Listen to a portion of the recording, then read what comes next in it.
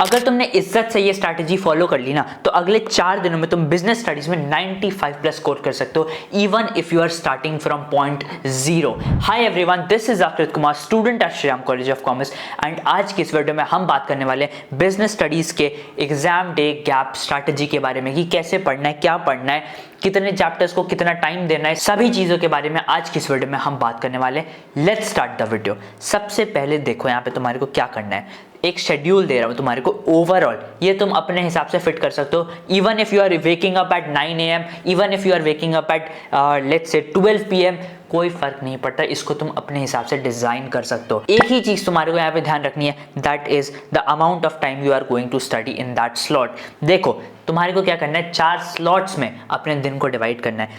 पहला slot 2.5 hours का होगा, सेकेंड स्लॉट 3 घंटे का होगा, थर्ड स्लॉट 2 घंटे का होगा, एंड लास्ट स्लॉट 1.5 आवर्स का होगा। इसको मैंने इस हिसाब से बनाया कि भाई जैसे जैसे तुम्हारा दिन खत्म हो जाता है तुम एग्जॉस्ट होते होते जाते हो, इसीलिए मैंने एक डिमिनिशिंग वैल्यू पे बनाया है कि सुबह तुमने 2.5 आवर्स पढ़ा, फिर 3 घंटे पढ़ा, फिर 2 घंटे पढ़ा, फिर कम कम कम होता गया। ठीक है, इससे तुम्हारा माइंड भी एग्जॉस्ट नहीं होगा एंड तुम आराम से पढ़ाई कर लोगे। And if you see, actually see, it is 8 hours of effective study होने वाला है तुम्हारे इस शेड्यूल से। अब यहाँ पे एकदम सिंपल एग्जांपल लेता हूँ। Let's say you are waking up at 9 AM and तुम 1 बजे सोते हो। ठीक है, तो तुम्हारा शेड्यूल कैसा दिखेगा? पहला स्लॉट 9 बजे से लेकर 11:30 का होगा, 2.5 आवर्स का। सेकंड स्लॉट 2 से 5 का होगा, 3 घंटे का। 6 से 8 तीसरा स्लॉट 2 घंटे का। 10 से 12 लास्ट स्लॉट 1.5 आवर्स का। अब देखो इसमें मैंने काफ़ी बफर टाइम भी तुम्हारे को दे रखा है कि यार 12 बजे अगर तुम पढ़ते हो, मैंने यहाँ पे 10 से 12 लिख रखा है कि इस 2 घंटे में तुम्हारे को 1.5 निकालने हैं। हो सकता है तुम कभी 10:30 से स्टार्ट करो, कभी तुमने 10 बजे से स्टार्ट कर दिया, तो ये तुम्हारे मर्जी पे है। तो इसको तुम अपने हिसाब से रीडिज़ाइन कर सकते हो। और यहाँ पे देखो 12 बजे पढ़ते ही तुम तुरंत तो नहीं सो जाते, है ना।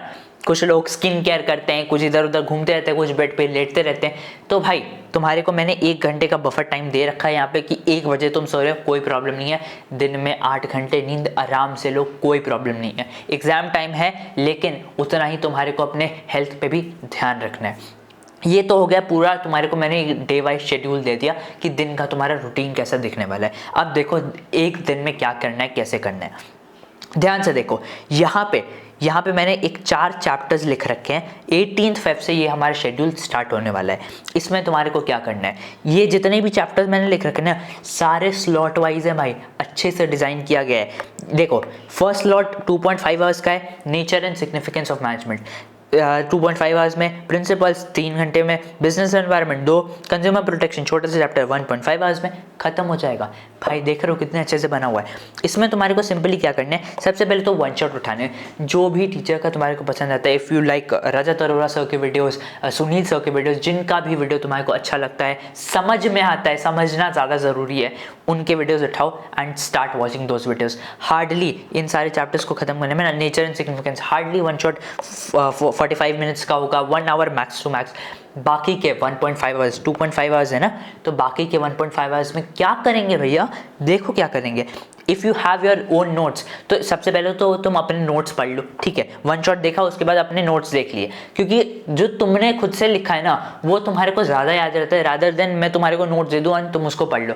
ठीक है, दैट इज़ हेल्पफुल, लेकिन तुम्हारे खुद के लिखे हुए notes are much more better, क्योंकि तुम्हारे को फिर अपने हिसाब से, अपने दिमाग में, अपने भाषा में समझ आता है। ठीक है, तो अपने नोट्स हैं तो उसको पढ़ सकते हो, नहीं तो इसको स्किप कर दो। ठीक है, वन शॉट देखा, then straight up go to MCQs, PYQs and case studies. If you have Poonam Gandhi, ठीक है, बिजनेस स्टडीज की पूनम गांधी एक बुक आती है, उनमें काफ़ी सारे क्वेश्चन दे सकते हैं, उनको तो सॉल्व कर लो। अगर नहीं है तो एक काम करो, सैम्पल पेपर लो या फिर चैप्टर वाइज PYQ उठाओ, उन सब में से इसे सॉल्व कर लो। तुम्हारे पास एम्पल अमाउंट ऑफ टाइम है भाई। 1 घंटा तुमने वन शॉट देखा, बाकी के 1.5 आवर्स तुमने क्वेश्चंस लगा लिए, चैप्टर वहीं पे दी एंड हो गया। तुम्हारे को और कुछ करने की जरूरत नहीं है, लिखने की प्रैक्टिस हो गई, हंजी हो गई, केस स्टडीज हो जाएंगे, MCQs हो जाएंगे, सभी चीज़ें एकदम सफाचट। वैसे ही ये 4 चैप्टर्स तुम्हारे को इस दिन 18 फरवरी को करने हैं। नेक्स्ट आ जाओ 19 से। 19 को तुम्हारे को क्या करना है, देखो chapter 4 planning, organising, staffing and financial markets, इनको तुम्हारे को खत्म करना है। एंड बाकी सारी चीज़ें बिल्कुल सेम रहेंगी, वन शॉट्स देखने हैं। If you have notes read those, solve MCQs, PYQs and case studies. अगर तुम्हारे को ये पूरा प्लानर चाहिए तो इसका पीडीएफ मैंने टेलीग्राम अपने चैनल पर डाल रखा है, वहाँ पे तुम ज्वाइन कर सकते हो। And also we have a community there, जहाँ पे सारे जो तुम्हारे 12th के बैच के बच्चे हैं वो सारे बात करते रहते हैं, अपने प्रॉब्लम शेयर करते हैं, अपने सॉल्यूशन शेयर करते हैं, काफ़ी सारा मटेरियल वहाँ पे मिलता रहता है तुमको, तो उस चैनल को तुम ज्वाइन कर सकते हो। नेक्स्ट आ जाओ 20th फेब। देखो 2 दिन हो गए, 8 चैप्टर्स खत्म हो गए। 20th फेब को तुम्हारे को बाकी के 4 चैप्टर्स कंप्लीट करने हैं, that is directing, marketing, financial management and lastly controlling. तुम्हारे को इसमें भी सेम काम करना है, कुछ भी डिफरेंट नहीं होगा।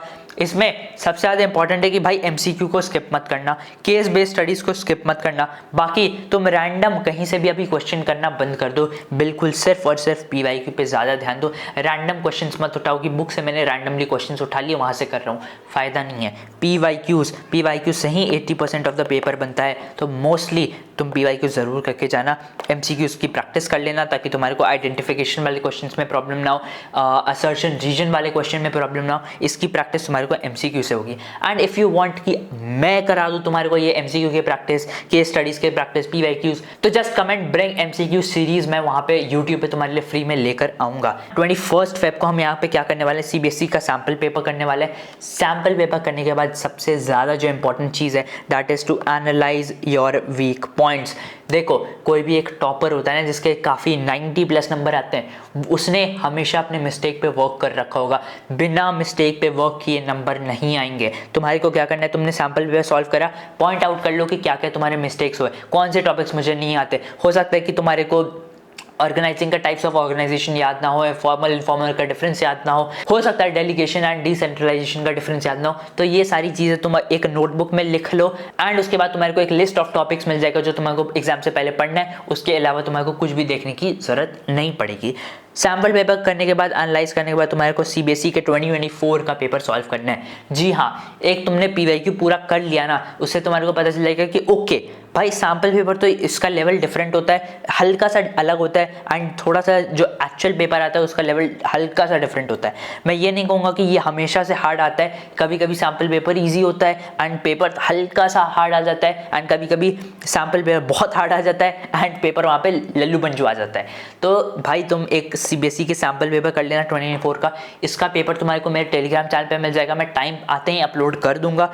And at the end of the day तुम्हारे को क्या करना है, ये तुम्हारे 6 घंटे में पूरे हो जाएंगे। 1 घंटा तुम्हारे को एनालाइज करने में लगेगा, बाकी का जो टाइम तुम्हारे को बचा ना उसमें तुम्हारे को चैप्टर्स को रिवाइज नहीं करना, just take an overview. Revise तुम्हारे को वही पॉइंट्स करने हैं जो तुम्हारे छूट गए। दैट्स द डिफरेंस भाई between smart work and hard work. Hard workers क्या करेंगे, सारे चैप्टर के नोट उठाने लग गए, सारे एक बार रट लूँ, एक बार रट लूँ, देख लूँ।